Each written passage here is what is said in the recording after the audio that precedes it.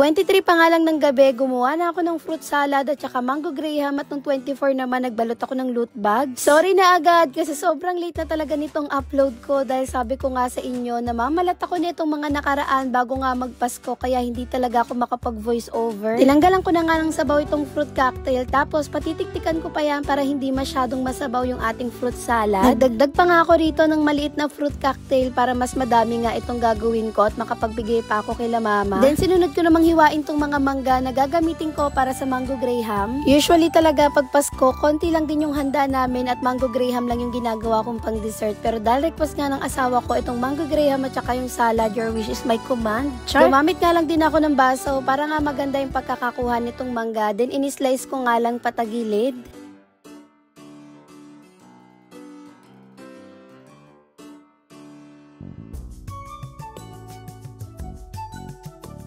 Isa-set aside ko nga muna tong mangga at uunahin ko muna yung fruit salad. Kala ko nga magkaparehas lang sila ng laman pero magkaiba pala dahil ito purong prutas. Yung usually ko kasi na ginagamit, ito nga ang fruit cocktail na meron ng nata de coco. Nag-add nga lang din ako dito ng nata de coco na pula tapos isang kaong. 2 Nestle cream nga muna yung una ko nilagay at tatansyahin ko muna to kung ilan nga ba yung mailalagay ko para dito. Muntikan ko pa nga makalimutan itong cheese na hiniwa-hiwa ng asawa ko kanina. 1 kalahating condensed nga muna yung nilagay ko dito at tinatansya ko muna yung tamis. Baka kasi masobrahan ng tamis pagka 2 nga yung nilagay ko. Parang ang kulang sa gatas at saka sa tamis kaya nag-add pa ako ng isa pang Nestle cream tapos inubos ko na nga tong condense. Thank you Lord sa lahat ng blessing dahil unang beses nga namin tumakapagsalad ng Pasko. Kasi dati tuwing New Year lang naman kami nagsasalad dahil hindi naman namin afford na magsalad ng Pasko at saka New Year. So anyways, eto nga't naisaling ko na nga sa mga lagayan tapos tinakpan ko na nga rin kaya naman wala pang dispiras ng Pasko nauuta na talaga ako sa matatamis dahil eto nga mga tira-tira pinagkakain namin. Nalaglag nga ng anak ko yung ginagamit ko na electric mixer kaya naman nasira at eto na nga lang yung ginamit ko yung meat grinder. Ngayon ko lang nalaman na yung ganitong chilled na Nestle cream pala pag tinaktak mo masisimot na hanggang ilalim. At yung buto nga ng mangga sinimot ko pa nga rin dahil sayang naman at sinama ko nga siya dito. Paiikutin ko nga muna to at mamaya ko na ihalo yung condense.